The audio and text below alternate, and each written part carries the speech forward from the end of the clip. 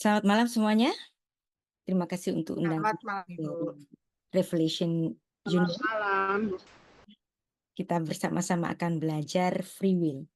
Ini adalah ketetapan Allah atau kesombongan manusia. Tapi di sini saya mau membahas 3 topik yang tentu saja free will itu sendiri, kemudian ketetapan Allah, kemudian kesombongan. Kenapa manusia bisa sombong? Mari kita mulai bersama. Beshem ha'af ben Firuah HaKodesh, Ha-Elohim Echad.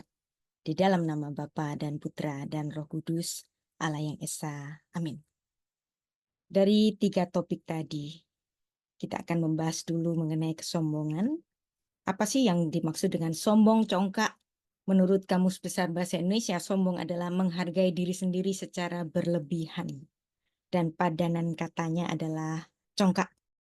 Saya menulis studi kata di laman Sarapan Pagi Biblika, ada banyak sekali kata-kata dalam bahasa Ibrani yang dalam artian sombong, congkak, tinggi atau meninggikan diri.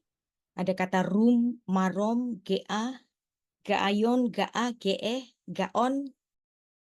Jadi kata sombong, kalau kata sombong dalam bahasa Indonesia itu selalu bermakna negatif. Tapi kalau dalam bahasa Ibrani tidak selalu bermakna negatif. Jadi bisa dalam artian sebenarnya kalau memang tinggi ya nggak apa-apa, tinggi.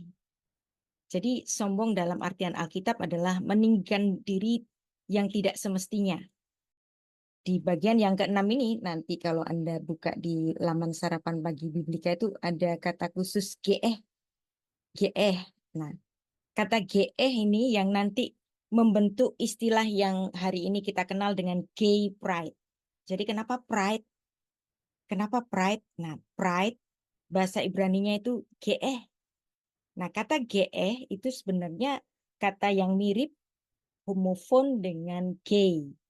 Seperti juga dalam bahasa Inggris, kata gay itu artinya riang. Tapi kemudian kata gay bermakna LGBT sekarang ya, bermakna homoseksual. Padahal arti gay itu artinya riang, tapi hari ini maknanya berubah menjadi homoseksual. Dan kata gay kemudian dimiripkan dengan bahasa Ibrani menjadi ge. Nah, ge itu artinya pride, makanya gay pride. Nah, kenapa kok ada urusannya dengan bahasa Ibrani? Ini menarik. Ternyata pusat homoseksual dunia itu bukan di Belanda, walaupun Belanda itu adalah negara yang mungkin pertama kali memberikan secara legitimasi untuk pernikahan sesama jenis. Tetapi pusat gay, pusat homoseksual dunia itu berada di Tel Aviv atau Haifa, yang pasti di Israel. Maka ada istilah GE yang artinya pride, maka muncul istilah gay pride. Kenapa Israel? Ini menarik. Menurut Pengkhotbah 1 ayat 9, apa yang pernah ada akan ada lagi. Apa yang pernah dibuat akan dibuat lagi. Nggak ada sesuatu yang baru di dunia ini. Kasus pertama mengenai homoseksual itu ada di Sodom dan Gomora. Dan ada juga insiden sexuality mengenai Kanaan, cucu dari Nuh. Itu juga ditengarai sebuah man-to-man sexual assault. Maka jadi nggak heran, apa yang terjadi dahulu terjadi kemudian. Jadi di Israel sekarang menjadi pusat gay dunia, makanya namanya gay pride. Nah, pride di sini ini menunjukkan pusat dari homoseksual dunia yang memang berada di Israel. Nah, kita akan belajar mengenai mula dari kesombongan itu, yaitu kejatuhan malaikat, munculnya iblis. Apa sih dosanya iblis? Iblis adalah malaikat yang jatuh. Apa dosanya? Dosanya itu ingin menjadi seperti Allah. Apa tadi sombong? Sombong adalah menghargai diri sendiri secara berlebih-lebihan. Karena dia ingin seperti Allah, dia melebihi dari semestinya. Nah, malaikat itu ada di dimensi kekekalan, sama juga dengan Sang Pencipta. Allah sendiri ada di dimensi kekekalan. Sebelum Tuhan menciptakan langit dan bumi, malaikat sudah ada. Surga tempat Allah bertahta tentu saja sudah ada. Nah, keberadaan malaikat sebelum dunia diciptakan itu bisa dibuktikan dalam Ayub 38 ayat 4 sampai 7. Manusia, makhluk yang ada di alam semesta ini ada di ranah ini. Ranah ini adalah ranah yang fana, bukan ranah kekekalan. Jadi kalau di ranah yang ada di dalam gelas yang ada di genggaman tangan Allah ini adalah satuan waktu yang berbeda dengan alam kekekalan. Kalau di alam semesta ini satuan waktunya itu linear. Kemarin hari ini besok, kemarin hari ini besok. Sedangkan di kekekalan itu berbeda.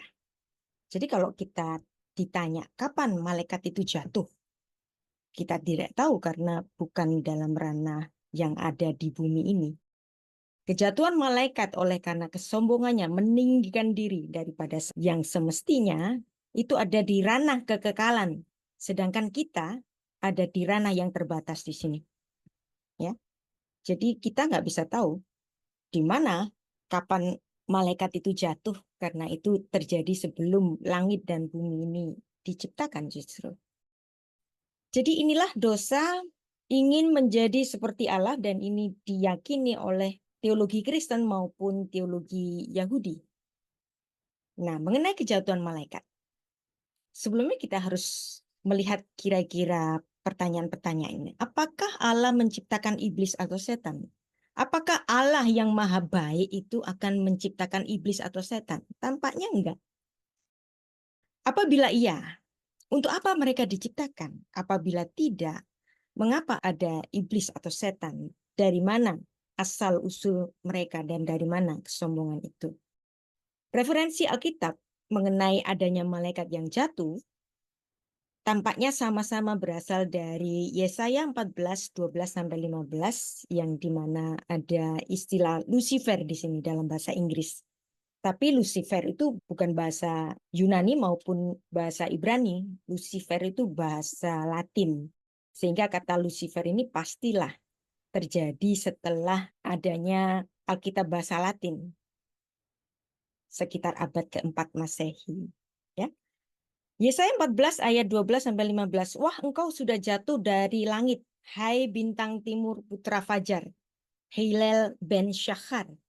Engkau sudah dipecahkan dan jatuh ke bumi, hai yang mengalahkan bangsa-bangsa. Engkau yang tadinya berkata dalam hatimu, aku hendak naik ke langit. Nah, ini adalah suatu pernyataan idiom, langit tempat Allah bertahta.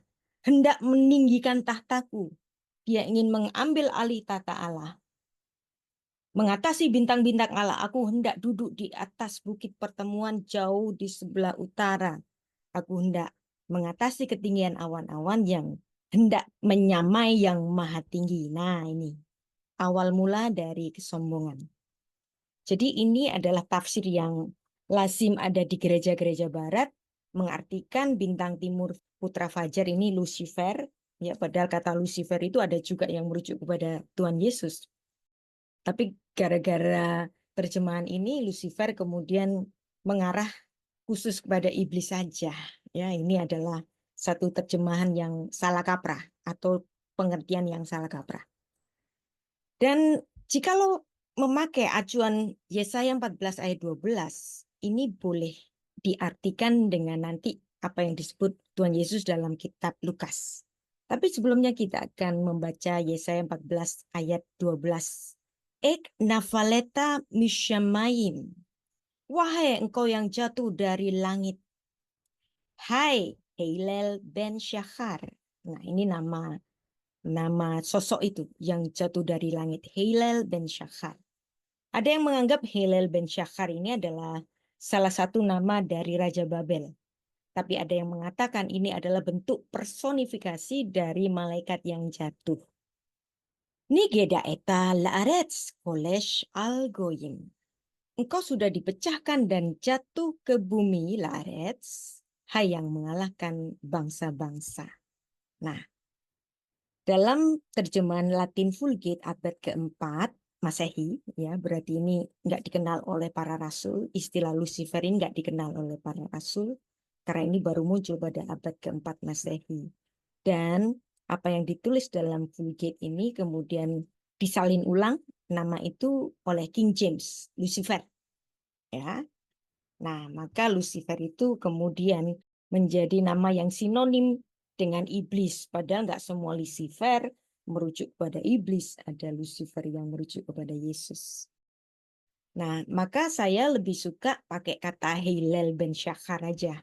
Lebih asli gitu. Jadi tidak pakai kata Lucifer. Karena ada kata Lucifer yang merujuk kepada Yesus.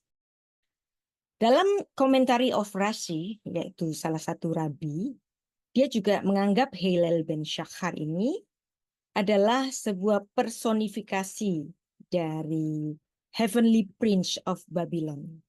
Jadi memakai nama Raja Babel yang dirujuk sebagai malaikat Heavenly Prince yang jatuh.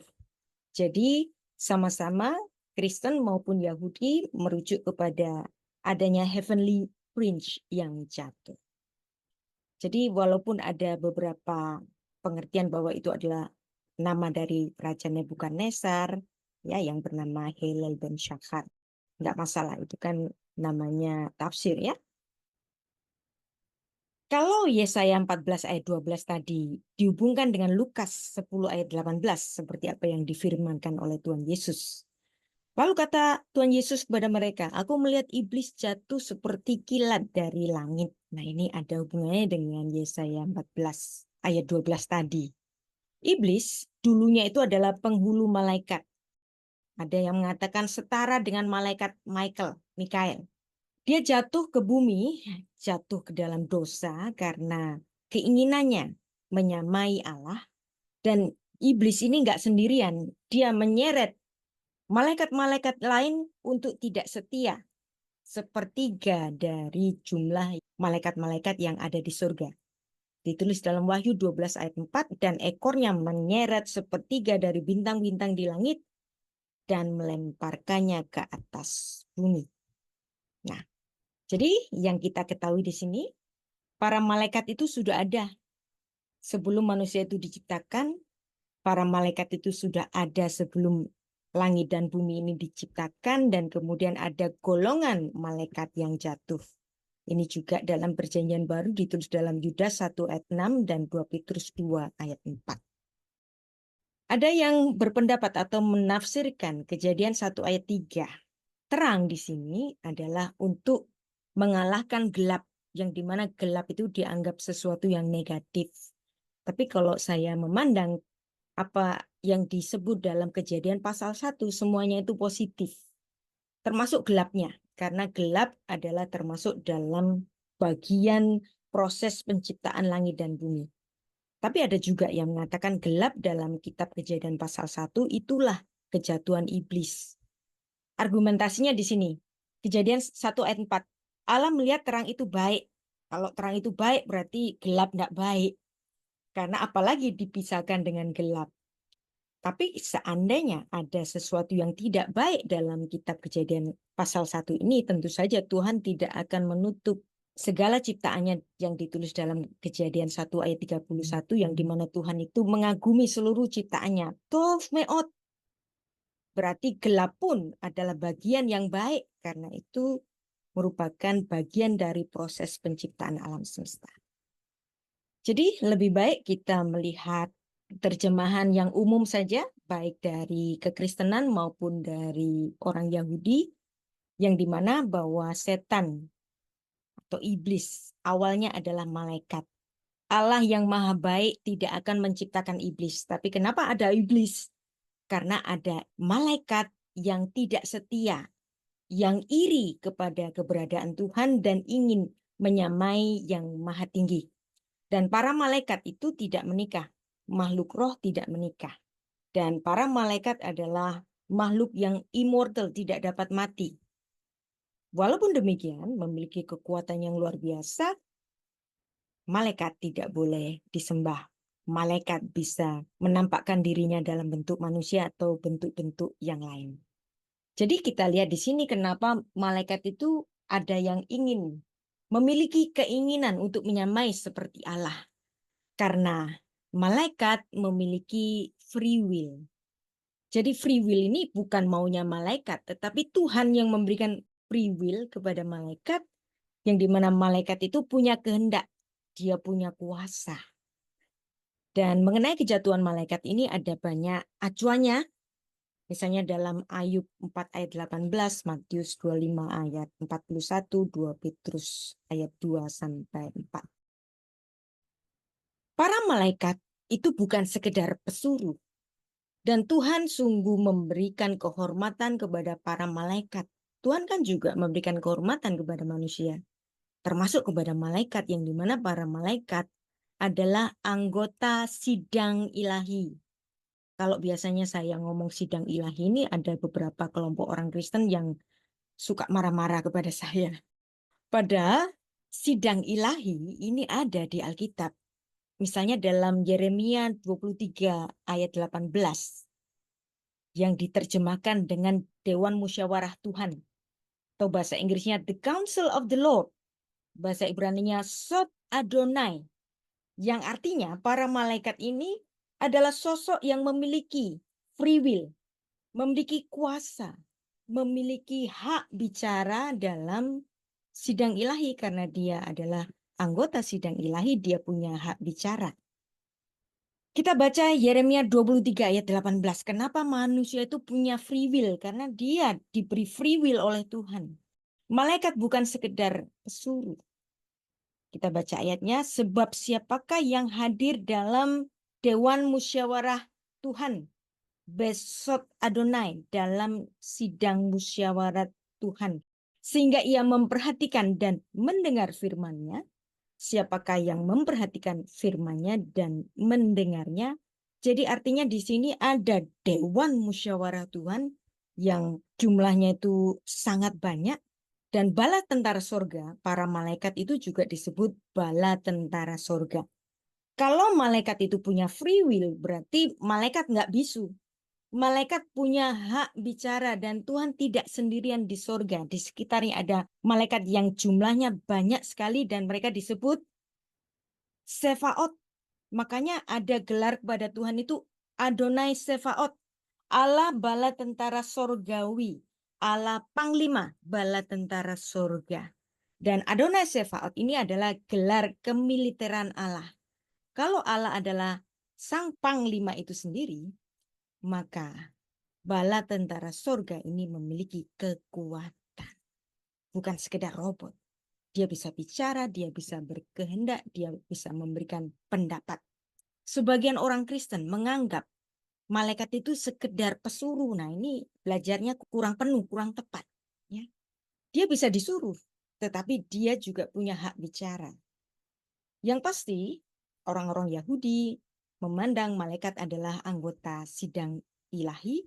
Dia adalah Sefa Hasyamayim, dia adalah bala tentara sorga, punya kekuatan, punya hak bicara. Kenapa kok orang Kristen itu sebagian memandang malaikat itu sekedar pesuruh, ya? Karena bacanya nggak lengkap, cuman baca misalnya cuman di Matius 18 ayat 10. Ada malaikat mereka di surga yang memandang wajah Bapakku.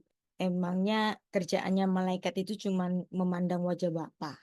Atau yang disebut dalam Wahyu pasal 7 ayat 10 sampai 12 yang dimana malaikat itu cuman nyanyi-nyanyi doang, nggak punya hak bicara. Nah, ini artinya pelajarannya salah atau pelajarannya kurang lengkap. Kalau kita hanya menganggap malaikat itu cuman sekedar pesuruh, karena ada banyak sekali bukti-bukti di Alkitab bahwa malaikat bisa memberikan pendapatnya dan pendapatnya itu bisa diajukan kepada Tuhan. Contohnya di mana? Contohnya pada sidang ilahi penghakiman Ahab. Nah, lagi-lagi saya bilang ada orang Kristen yang sangat anti pada istilah sidang ilahi. Ya, nggak tahu kenapa benci banget gitu. Padahal ada banyak sekali bukti-bukti mengenai adanya sidang ilahi. Contohnya di sini pada penghakiman Ahab, yang dimana Tuhan membiarkan para malaikat itu bebas berpendapat. 1 Raja-Raja 22 ayat 19 sampai 23 ini ada sidang ilahi yang dimana Tuhan akan mengadakan penghukuman kepada Raja Ahab. Perhatikan. Setiap yang terjadi di bumi ini bisa jadi juga dibicarakan di sorga. Jadi adanya raja-raja di bumi yang nggak benar gitu, bukan cuma medsos saja. yang membicarakannya atau berita-berita saja yang membicarakannya, tetapi juga ada di dalam pembicaraan pada sidang ilahi. Kata Mika, sebab itu, dengarkanlah firman Tuhan, aku telah melihat Tuhan sedang duduk di atas tahtanya. Dan segenap tentara sorga, kalau segenap tentara sorga berarti ada banyak sekali, berdiri dekatnya di sebelah kanannya dan di sebelah kirinya. Dan Tuhan berfirman, siapakah yang akan membujuk Ahab untuk maju berperang? Anda tahu siapa Ahab? Ahab ini adalah suami dari Isabel. Dia termasuk salah satu raja yang paling jahat di Israel. Tuhan mau memberikan penghukuman kepada Raja Lalim, Ahab ini. Supaya maju berperang, supaya ia tewas di Ramot Gilead. Nah, perhatikan. Sidang ilahi, anggota sidang ilahi tadi dikatakan demikian. Maka yang seorang berkata begini, yang lain berkata begitu. Artinya, para anggota sidang ilahi yaitu para malaikat punya hak bicara. Bebas mengemukakan pendapatnya. Ini adalah free will yang dimiliki oleh para malaikat. Yang dimana free will itu diberikan oleh Tuhan sendiri sebagai sang pencipta, sebagai raja semesta. Nah, ini menarik. Kemudian tampillah suatu roh lalu berdiri di hadapan Tuhan. Ia berkata, aku ini akan memujuknya. Tuhan bertanya kepadanya, dengan apa? Menarik. Jadi ada suatu roh, ini adalah salah satu peserta sidang ilahi dan bisa berbicara dengan Tuhan dan Tuhan bisa tanya, dengan apa? Jawabnya, aku akan keluar menjadi roh dusta dalam mulut semua nabinya. Nah, dan ia berfirman, siapa yang berfirman? Tuhan, Sang Raja Semesta. Biarlah engkau membujuknya dan engkau akan berhasil pula. Keluarlah dan perbuatlah demikian. Jadi raja yang lalim, ketika Tuhan menghukum raja itu, malah ditambahi apa? Ditambahi roh dusta. Jadi kalau ada raja yang almighty, seolah-olah kuat sekali, bisa-bisa itu bukan blessing dari Tuhan. Bisa-bisa itu adalah awal dari kejatuhannya yang sudah dibicarakan dalam suatu sidang ilahi. Nah, ini adalah bukti adanya sidang ilahi. Maka kalau jadi orang Kristen, jangan skeptis. Sidang ilahi memang ada. Buktinya banyak di Alkitab. Ini salah satunya. Ya. Yang seorang berkata begini, yang lain berkata begitu. Ini artinya malaikat sebagai anggota sidang ilahi bukan sekedar pesuruh. Malaikat punya free will. Ketika dia punya free will yang melebihi kapasitas dia yang sebenarnya, itu adalah kesombongan. Dia ingin seperti Allah, seperti yang ditulis dalam Yesaya pasal 14 ayat 12. Dan juga ada satu lagi percakapan dalam sidang ilahi. Pada pencobaan Ayub, kalau tadi penghukuman Ahab, sekarang pencobaan Ayub, ya nanti Anda baca di rumah, yaitu dalam Ayub pasal 1. Ini ceritanya seperti ini. Pada suatu hari datanglah anak-anak Allah menghadap Tuhan, di antara mereka datang juga iblis. Jadi para malaikat di surga itu juga disebut anak-anak Allah. Jadi Allah Sang Raja Semesta itu punya dua keluarga. Satu keluarga yang juga disebut anak-anak Allah itu adalah para makhluk roh yang ada di sorga, yang disebut anak-anak Allah juga. Dan Tuhan juga punya anak-anak Allah, yaitu para makhluk ragawi, yaitu kita, yang disebut sebagai anak-anaknya juga.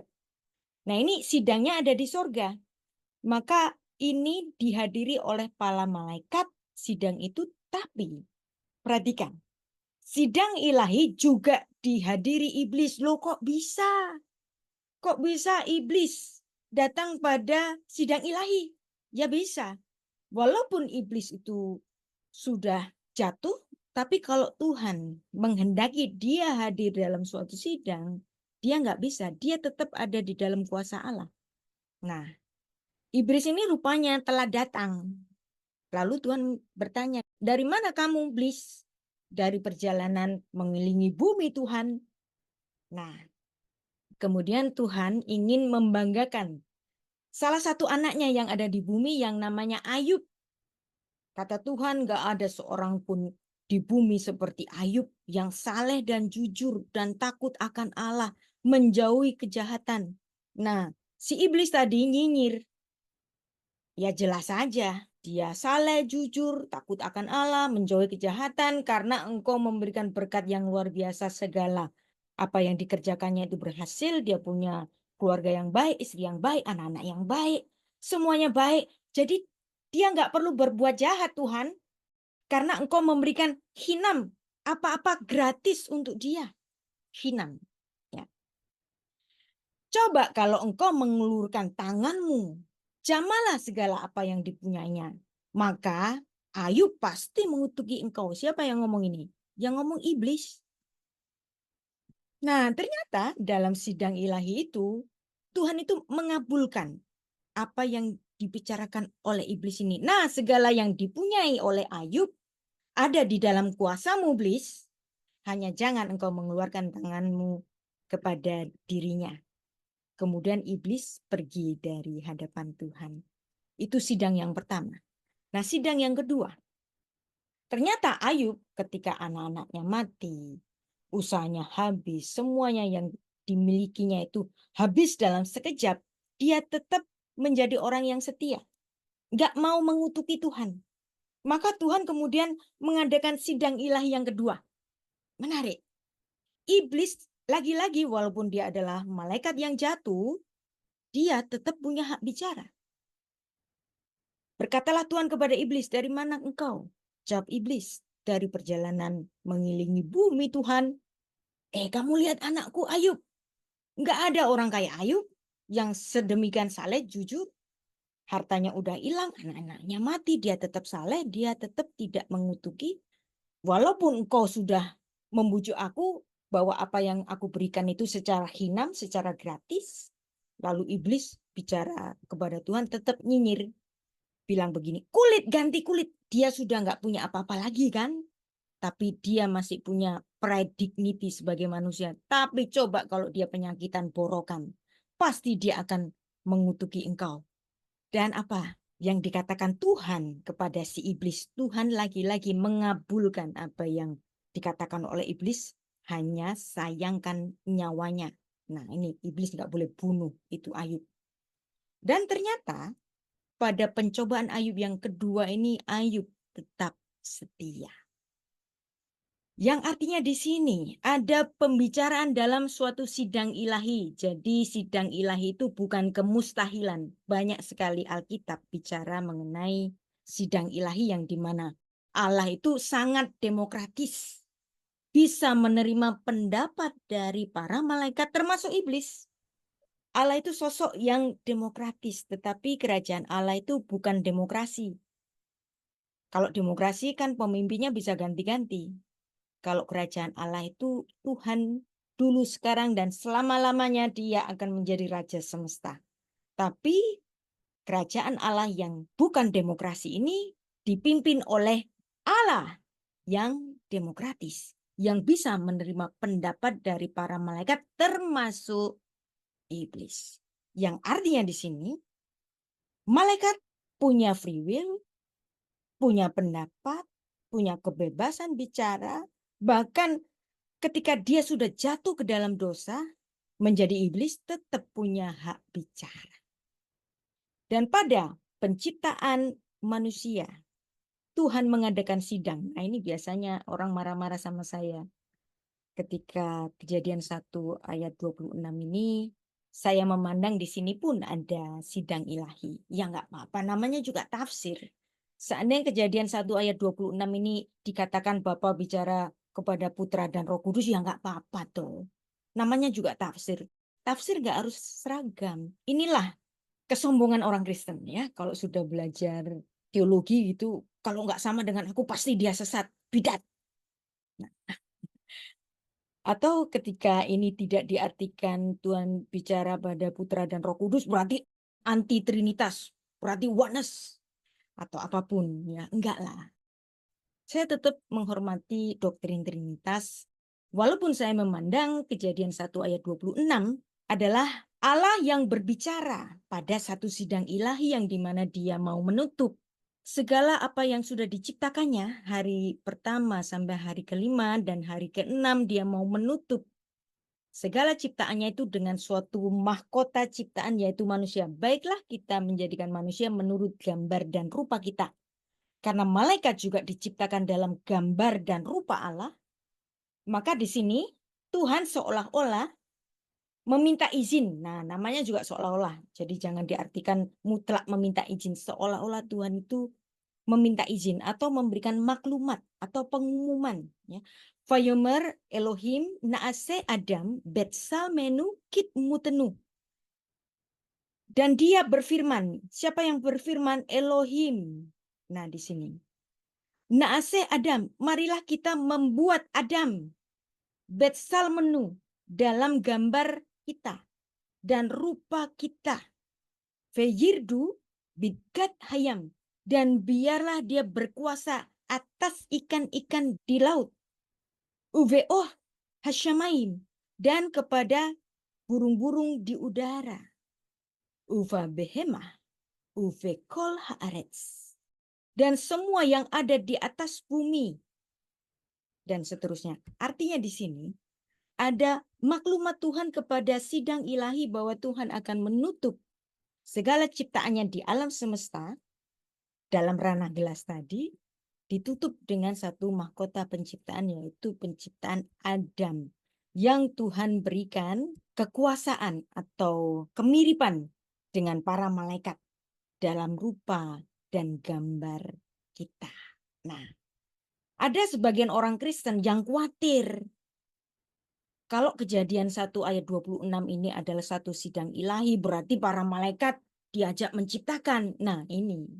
Makanya perlu orang-orang Kristen untuk membaca Alkitab dalam bahasa asli Ibrani, bukan cuman terjemahannya. Kalau baca cuman terjemahannya, nanti terjebak pada skeptisisme. Satu sikap skeptis. Loh, kalau diajak bersidang berarti malaikat diajak menciptakan. Enggak. Anda harus tahu membedakan naaseh. Di sini ada kata asah. Asah itu membuat. Yang dimana membuat ini boleh dikenakan kepada ciptaan. Dan nanti pada ayat ke-27 di sini menarik. Ya, makanya harus membaca ayat ini dalam bahasa asli Ibrani. Musa. Khusus menggunakan kata yang hanya boleh dikenakan kepada Allah saja yaitu bara. Yang dimana kata bara ini nggak pernah dikenakan kepada manusia, juga nggak pernah dikenakan kepada malaikat. Ini adalah satu ciptaan yang dimana sang pencipta itu hanya Allah saja. Dan kata bara di sini disebutkan 3 kali. Kalau dalam filsafat Ibrani, 1 kali itu biasa, 2 kali itu konfirmasi, 3 kali itu extremely. Nah, dalam penciptaan manusia, kalau dalam sidang ilahi tadi Tuhan mengatakan marilah kita menjadikan bukan menciptakan. Ya. Di ayat 27 dituliskan dengan kata menciptakan bara. Dan kata bara ini disebut 3 kali. 1, 2, 3. Vayifra Elohim et ha'adam betsalmo betselem Elohim bara oto. Nah, 2 kali. Zahar unekeva bara otam. Ada 3 kali kata bara. Ini adalah suatu konfirmasi bahwa hanya Elohim saja secara ekstrim menciptakan manusia yang dimana dalam penciptaan manusia ini tidak melibatkan malaikat. Ya, jadi jangan takut ini akan mencederai doktrin Trinitas, nggak usah takut, ya, karena hanya Tuhan saja yang menciptakan. Jadi di sini Kejadian 1 ayat 28 menarik. Vayevarek otam Elohim, vayomer lahem Elohim, peru urfu, umil'u et haaretz, vekif syuha, urdu bidkat hayam, uve of hasyamayim, uve kol haya haromesh al haaretz. Jadi di sini manusia diberi hak dominion over creation di atas bumi ini. Tuhan memberikan power. Malaikat juga diberikan power. Manusia pun juga diberikan power karena Tuhan memiliki power. Maka gambar Allah yaitu power ada di dalam diri manusia, ada dominion. Ya, jelas. Manusia itu punya kuasa, malaikat juga punya kuasa. Apakah malaikat memiliki citra Allah? Ya, benar. Ya. Manusia diciptakan dalam gambar Allah dan rupa Allah, demikian juga para malaikat punya gambar dan citra Allah di dalam dirinya. Malaikat punya eksistensi.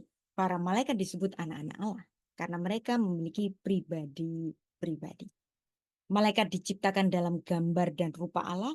Ketika manusia itu memiliki pengertian yang baik dan jahat, dikatakan menjadi salah satu dari kita, seperti kita.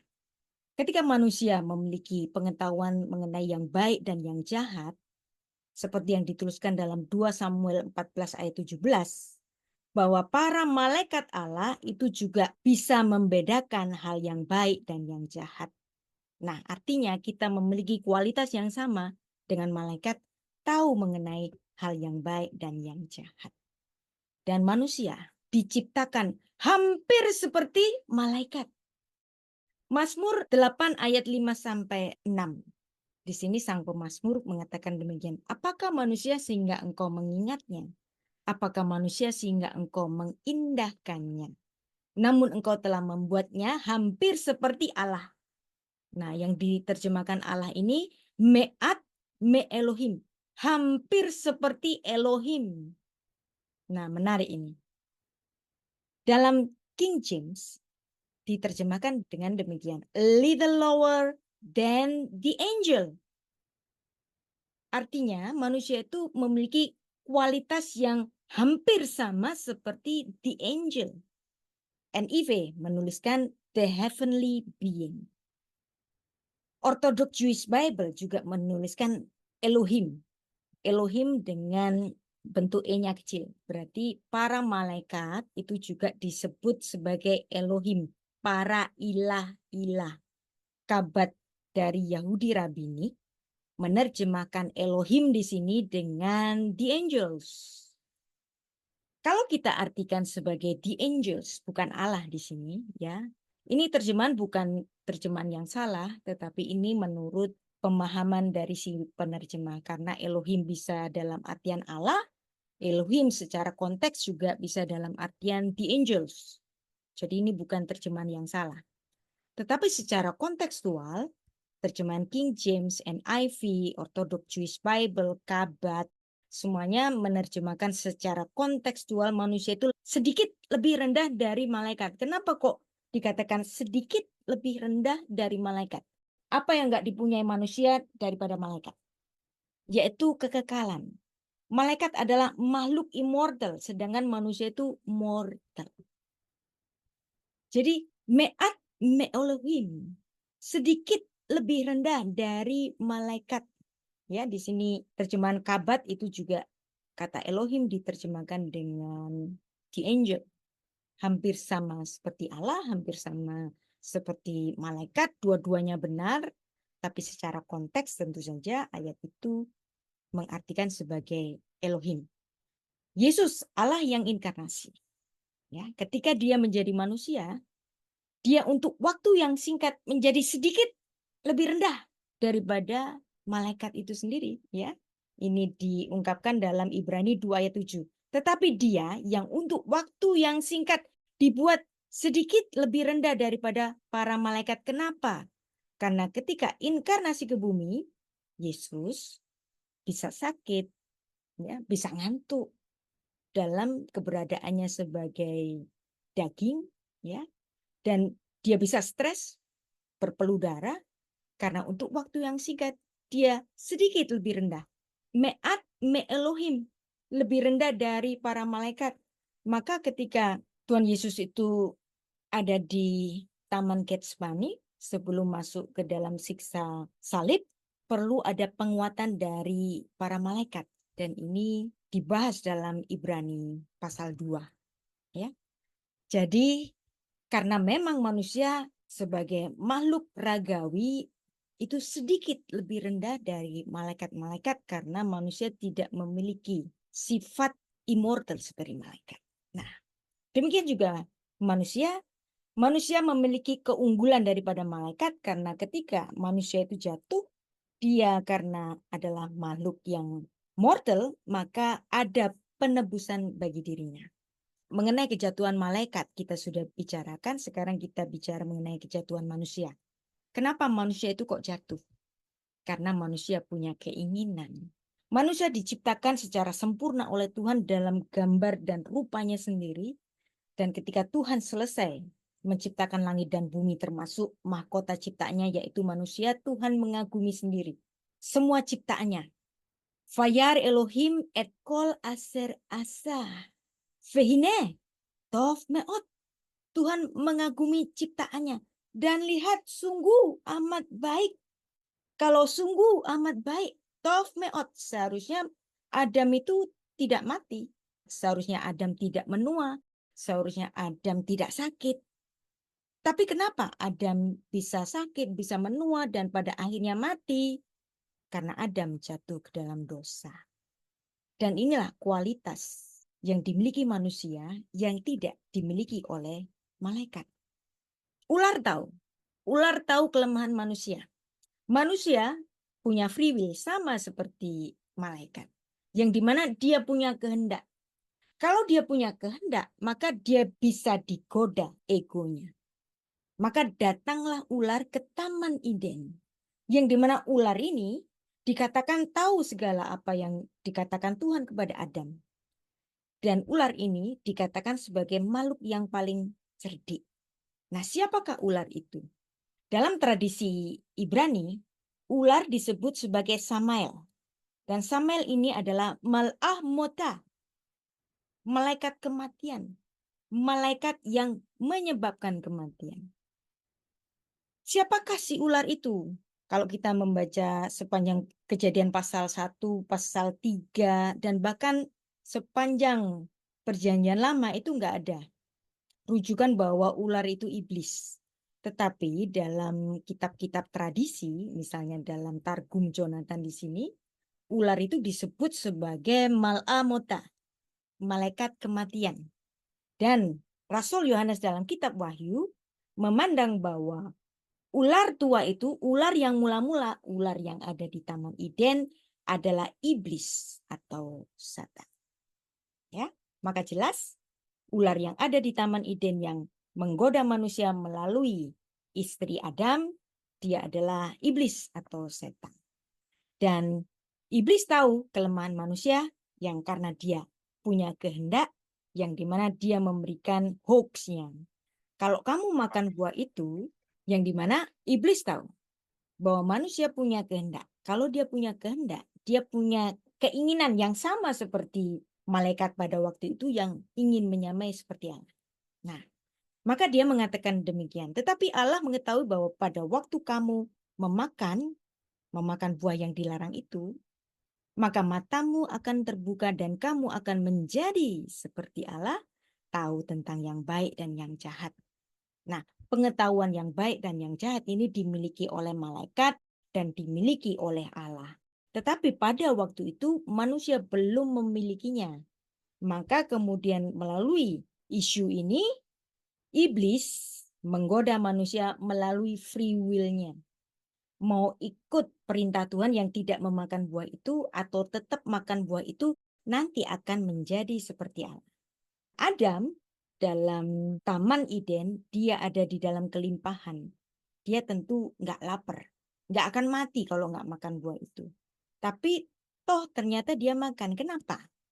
Karena dia ingin menjadi seperti Allah. Seperti yang dikatakan oleh iblis. Kejadian 3 ayat 5.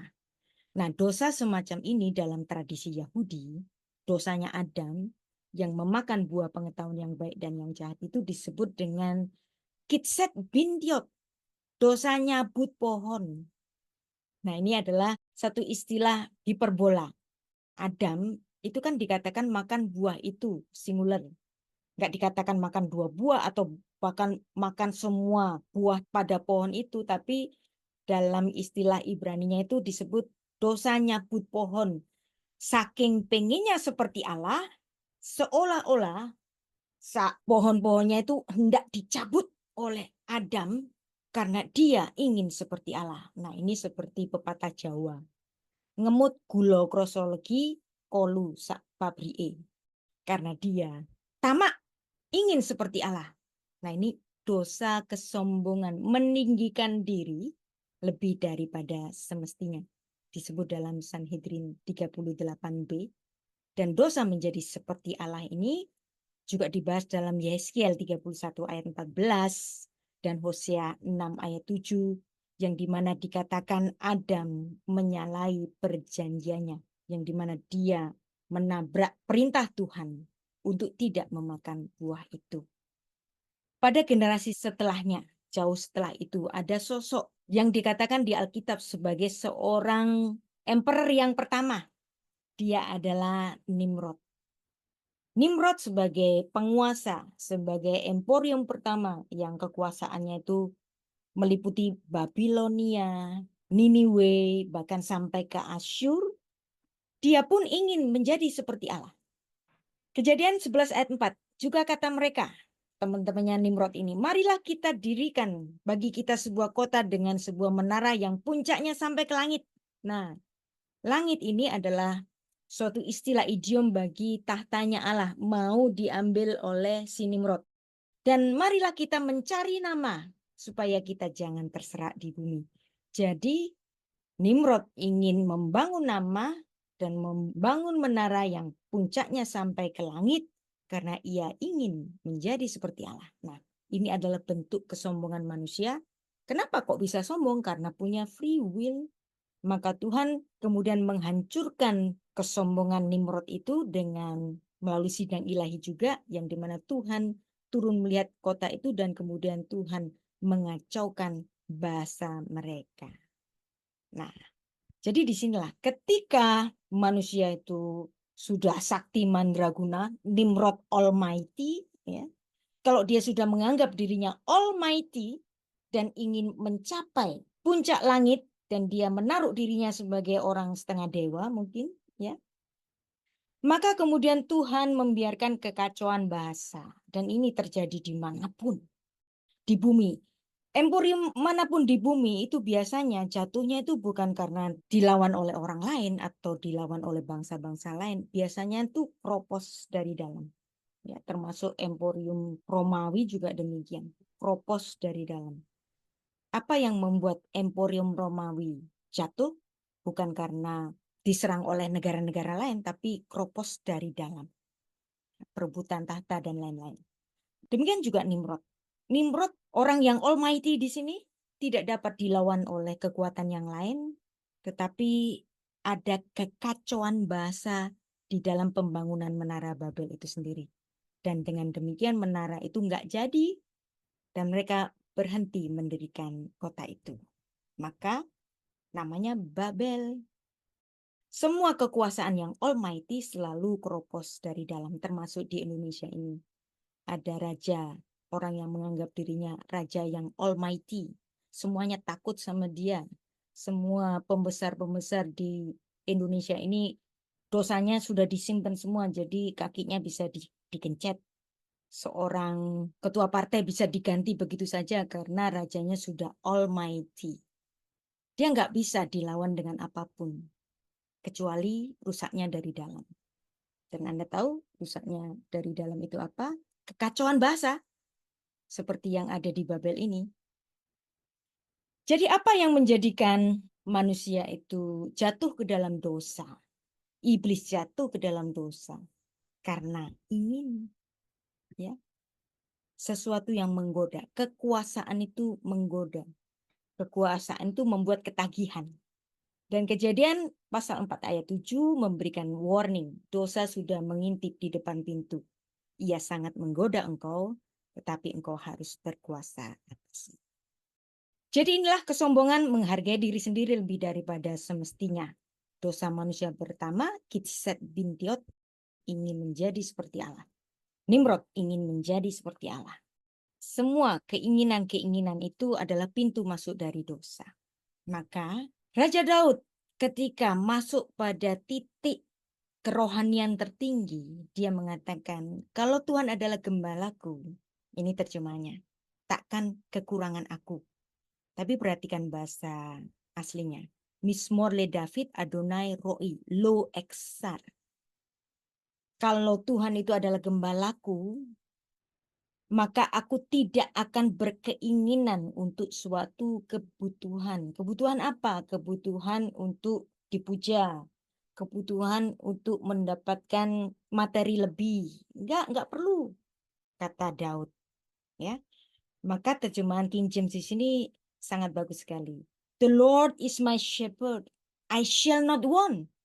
Kalau Tuhan sudah menjadi gembalaku, ingin, nggak perlu tuh. Karena Tuhan sudah gembalaku, ingin. Nggak sempat. The Lord is my shepherd. I shall not be in want. Kalau Tuhan gembalaku, aku nggak perlu ingin. Kenapa? Karena Tuhan gembalaku sudah memberikan apa yang aku inginkan. Dan ingin ini selalu menjadi pintu dari dosa. Ingin kaya, curi, mencuri. Ingin lebih kaya, korupsi. Ingin istri tetangga, berselingkuh atau berzina. Ingin suami orang, melanggar hukum ketujuh. Maka pada firman yang ke-10, jangan mengingini rumah sesamamu, jangan mengingini istrinya atau hambanya laki-laki atau hambanya perempuan, pegawai-pegawainya kalau istilah hari ini, atau lembunya, atau mobilnya, atau perusahaannya, atau keledainya, atau apapun yang dimiliki sesamamu. Nah, apa yang ditulis dalam Keluaran 20 ayat 17 ini adalah lawan dari apa yang dirasakan oleh Raja Daud. Adonai Roi, lo eksar. Kalau Tuhan adalah gembalaku, ingin, enggak. Aku enggak perlu ingin. Ya. Maka Raja Daud walaupun pernah melakukan dosa, dia meninggal dalam perkenan Tuhan. Dia masuk pada level tertinggi dalam sisi kerohaniannya. Enggak perlu ingin. Kalau Anda masih punya keinginan, Anda bisa digoda dari keinginan untuk berbuat jahat. Nah, itulah pintu masuk dari kejatuhan manusia. Nah, sekarang kalau manusia itu bisa jatuh, dan Tuhan itu sudah mengetahui, karena Tuhan itu maha tahu. Tuhan itu memiliki sifat pra-pengetahuan. Maka dengan pra-pengetahuan Allah, mengapa kejatuhan manusia tidak dicegah oleh Allah? Ini biasanya pertanyaan yang umum kita tanyakan. Kan Tuhan tahu manusia akan jatuh ke dalam dosa. Kok nggak dicegah? Kenapa dibiarkan jatuh ke dalam dosa? Itulah karena Tuhan memberikan free will. Ada kitab Sirach di sini, kitab Sirach 15 ayat 14. Biasanya orang non-Katolik itu anti membaca kitab Deuterokanonika. Kenapa? Karena dianggap itu kitab sesat. Enggak. Namanya juga Deuterokanonika. Deftero itu adalah kedua, kanon kedua. Jadi tentu enggak sama dengan Protokanonika. Tapi ada banyak hal, ada banyak hikmat yang dapat kita dapatkan dalam kitab-kitab Deuterokanonika dari sisi hikmat dan dari sisi sejarah, ya. Maka Anda nggak boleh anti kepada kitab Deuterokanonika. Di sini kitab Sirah 15 ayat 14 memberikan kita pengertian demikian. Allah bermaksud menyerahkan manusia kepada keputusannya sendiri. Inilah free will. Dan menurut Bapak Gereja Irenaeus mengatakan manusia itu berakal budi. Karena ia adalah citra Allah, diciptakan dalam kebebasan free will, maka ia adalah tuan dari tingkah lakunya. Ada dalam Against Heresies, buku keempat, pasal 4, ayat 3.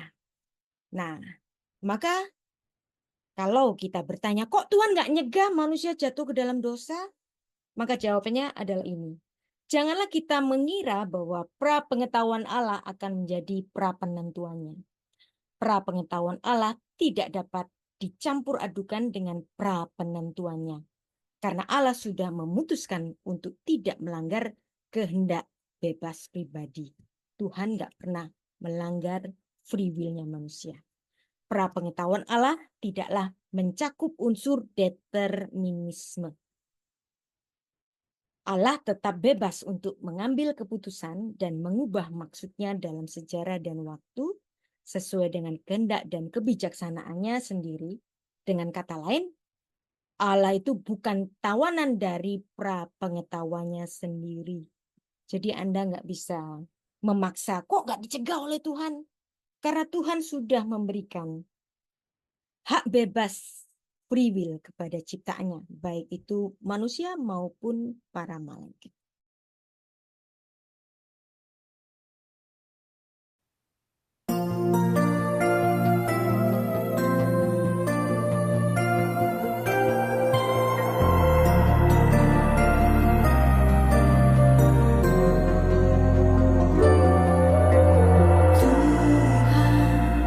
Masihkah engkau mendengar doa orang berdosa seperti aku? Lelahku berjalan sendiri tanpa arah tujuan. Dalam kesesakanku teringat